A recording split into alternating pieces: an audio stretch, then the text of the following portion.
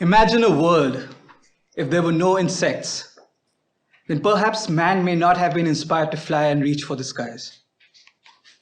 Imagine a world if there were no insects, then perhaps thousands of researchers may not have been inspired to create groundbreaking innovations in medical and biological sciences.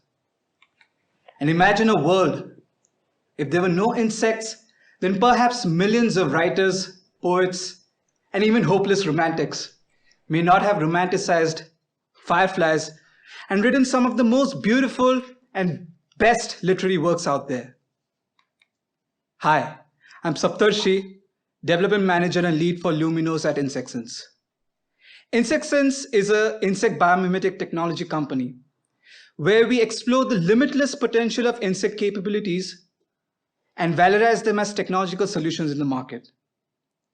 Now, before I continue any further, I would like to answer two very important questions that is of very integral relevance to the company. The first one is, what is meant by insect biomimetic technologies?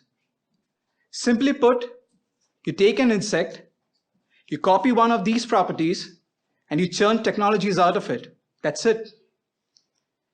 Another question that might pop up in your mind is, why insects? And to give you a brief answer, I'll boil it down to one simple explanation, and that is evolution. You see, millions of years of existence has helped these creatures to maximize their capabilities to the maximum limits. And this was important for their survival and existence. What you see right now is just a few of these capabilities. But in our company, we have focused on two of them, olfaction and acoustic. Olfaction is the ability to smell, while acoustic is the ability to hear. And based on that, currently we have three technology platforms in our portfolio today: BSense, Luminos, and Beephonics. All three technologies have one common theme in mind, that is insect antenna. Now I'll briefly explain each of this technology. You all might have heard about our company where we were featured in many of the international media platforms because we were successful in training bees to detect corona. You see, the principle behind this was that all living systems produce very distinct volatiles which can be considered as biomarkers to diseases. Arya, who is the CEO of the company, conceptualized why not we valorize the highly sensitive insect antenna, where the sensitivity range could be in terms of parts per trillion to even quadrillion. To give you a perspective, 1 parts per trillion is like finding a drop of water in a 20 Olympic-sized swimming pool. And based on this, we conceptualized BSense. Arya himself trained bees to detect landmines in Croatia. He, along with my colleague Evangelos, trained bees to successfully detect corona. Bees can learn just like dogs, but the advantage is that they can do it in a faster, cheaper, and more accurate manner. Based on all these developments, we developed the first prototypes of our automatic bee training machine, where we train hundreds of bees within a matter of few minutes. And these bees are trained to differentiate between different volatiles. After training, these bees are deployed in our bee biosensor, which can be used in real-time detection, and they can detect volatiles within a matter of few seconds. But what if we wanted to move away from insects? What if we just wanted to mimic their smelling capability? And that's what we did next. What we did was we moved beyond insects for odor detection. What we did was we just took the DNA of the olfactory receptors that's present in insect antenna and we put them on chips.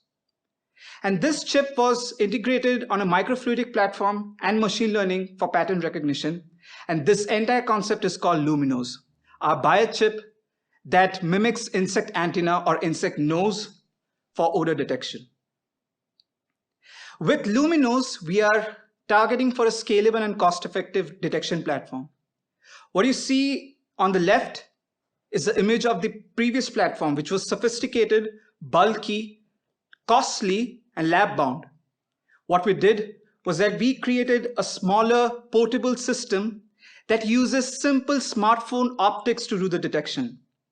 And this platform has been used to conduct our pilot tests where we have been successfully able to detect biomarkers of certain animal diseases and even for food quality testing.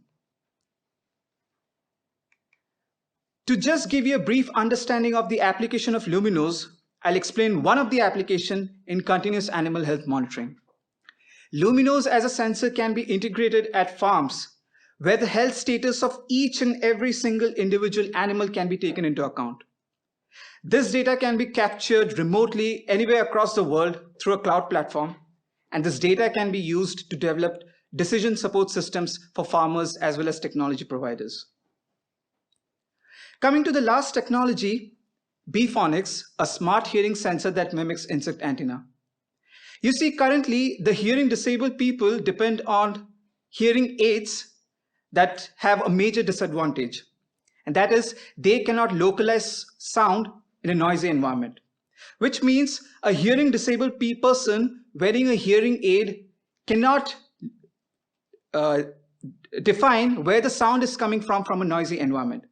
What we did was that we developed a smart hearing sensor that mimics the movement of insect antenna, because these insect antenna in nature are highly developed to detect sound signals in a noisy background.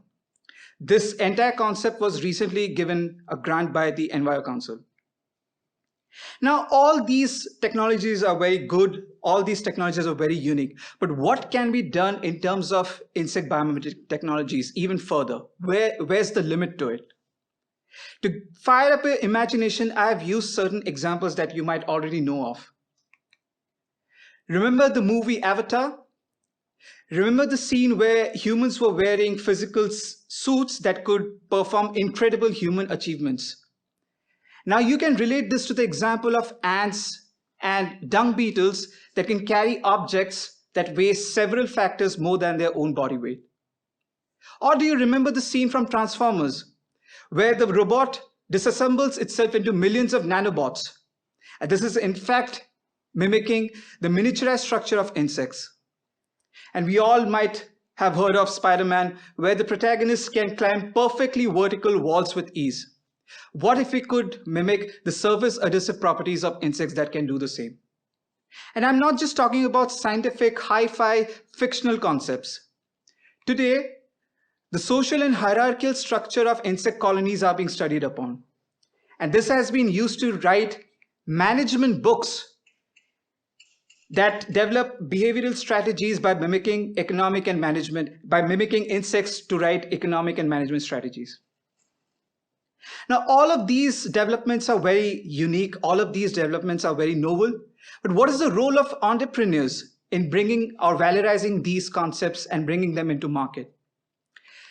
You see, the value of science increases by many folds if you convert it into a technology.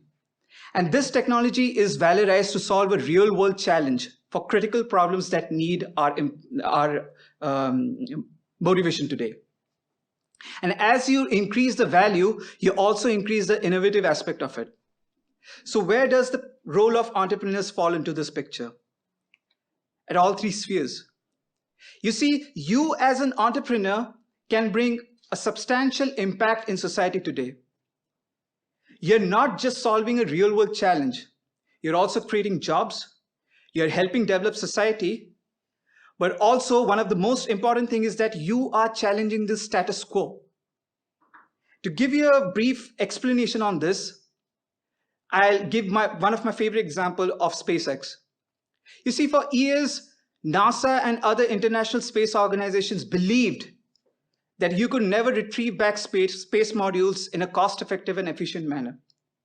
And then one guy comes in and then says that not only am I going to retrieve them back, but I'm going to reuse them in a cost-effective and efficient manner. That's the kind of power you have as an entrepreneur to challenge the status quo. So what is stopping you from taking the entrepreneurial route today? Is it because of risks? Well, you have a competent team at StartHub who can help you mitigate the risks in your plan. Or do you think you have no idea?